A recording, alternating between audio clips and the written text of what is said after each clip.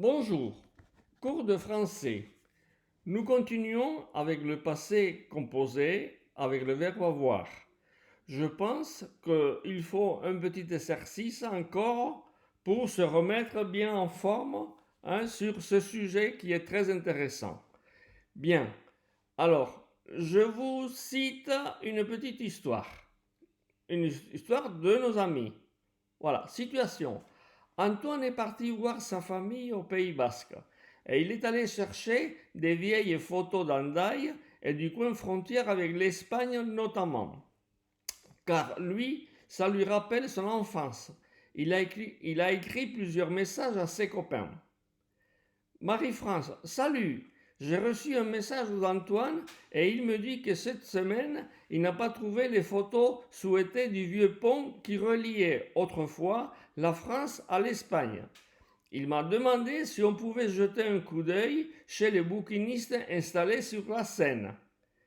Dominique, je l'ai reçu, moi aussi, mais l'année dernière, j'ai pris ma bicyclette et je n'ai rien trouvé. Paul, cette semaine, j'ai écrit un mot à un bouquiniste et il ne m'a pas répondu encore. René, moi, c'est le mois dernier, quand il pleuvait, que j'étais prêt à partir quand le téléphone a sonné. C'était le bouquiniste qui a trouvé la photo de la frontière souhaitée par Antoine. Gilles, zut, je n'ai rien reçu. Et moi, ça va pas. Hier, j'ai perdu ma carte bancaire et il a fallu tout de suite le signaler à ma banque. Roland et Bernard sont ensemble. L'orage est arrivé et quand ils étaient prêts à partir, tout à coup, quelqu'un a frappé à la porte. Et qui c'était? Carole et Chantal. Mais qu'est-ce que tu fais là? On vient rendre visite à Roland et à Bernard. C'est moi, je viens de rentrer du Pays Basque et j'arrive avec plein de vieilles photos d'Andaï.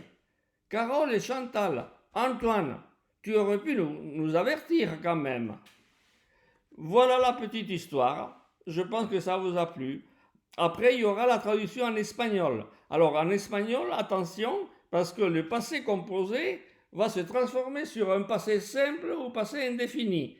C'est pour cela que pour ceux qui apprennent l'espagnol, il faut bien connaître le passé simple ou le passé indéfini. Chose qu'en France, ça n'existe pas à l'oral. C'est uniquement à l'écrit et dans la langue soutenue.